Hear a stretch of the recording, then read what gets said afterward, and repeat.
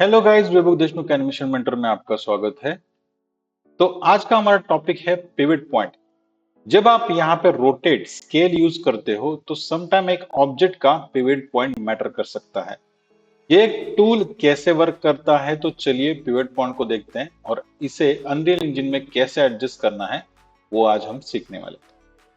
तो इस round table के ऊपर मैं यहाँ पे F को प्रेस करूंगा, ये यहाँ पे इसके ऊपर फोकस हो जाएगा। फोकस करने के बाद ये आपको अलाउ करता है इस ऑब्जेक्ट को फ्रेम में लाने के लिए।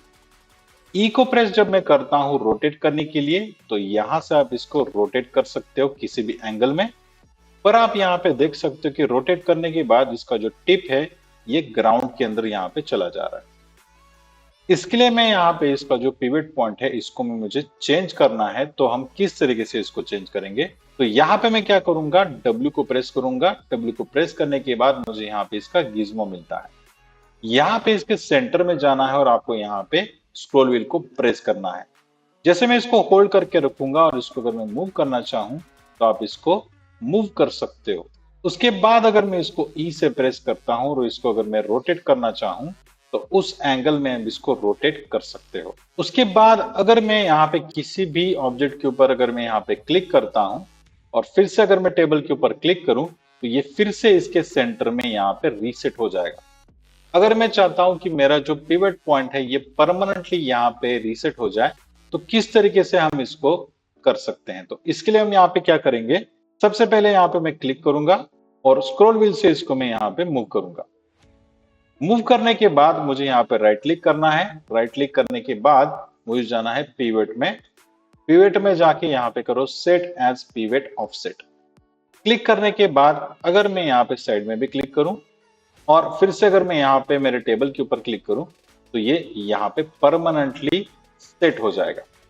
उसके बाद अगर आप चाहते हो यहाँ पे कि इसका जो पिवट पॉइंट है इसमें मुझे चेंजेस करने हैं, तो यहाँ फिर से मैं इसको राइट क्लिक करूं तो यहाँ पे पिवट के अंदर यहाँ पे देखो रीसेट पिवट ऑफसेट का भी ऑप्शन है, इसके थ्रू आप कर सकते हो।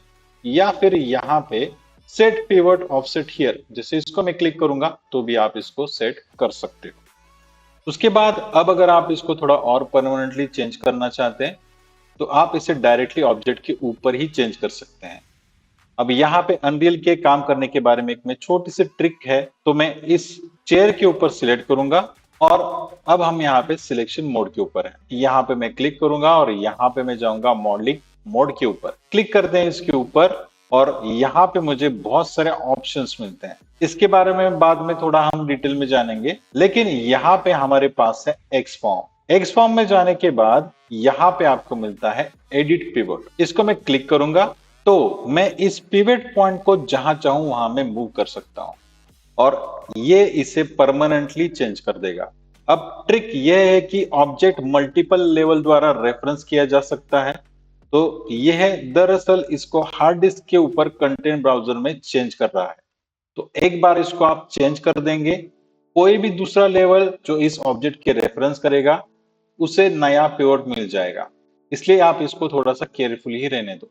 अब इस केस में सच में ऐसा नहीं करना चाहता तो मैं आगे बढ़कर कैंसिल बटन को दबाऊंगा, लेकिन मैं अब आपको दिखाना चाहता था कि आप इसको थोड़ा और परमानेंटली चेंज कर सकते हैं अगर आप एक ही ऑब्जेक्ट को मल्टीपल प्लेसेस में यूज कर रहे हैं और सच में चाहते हैं कि वह पिवट उसी के साथ रहे। लेकिन जनरली हम वापस सिलेक्शन मोड में जाएंगे और सिर्फ इस पर्टिकुलर लेवल के लिए ही पिवट पॉइंट को चेंज करेंगे। तो जैसा आप देख सकते हैं पिवट पॉइंट रोटेट टूल कैसे काम करते हैं, इसको चेंज करने का एक ग्रेट तरीका है। तो आज का हमारा टॉपिक जो था यहीं पे स्टॉप करते हैं। मिलते हैं नेक्स्ट सेशन के अंदर। लाइक करो, शेयर करो, सब्सक्राइब करो।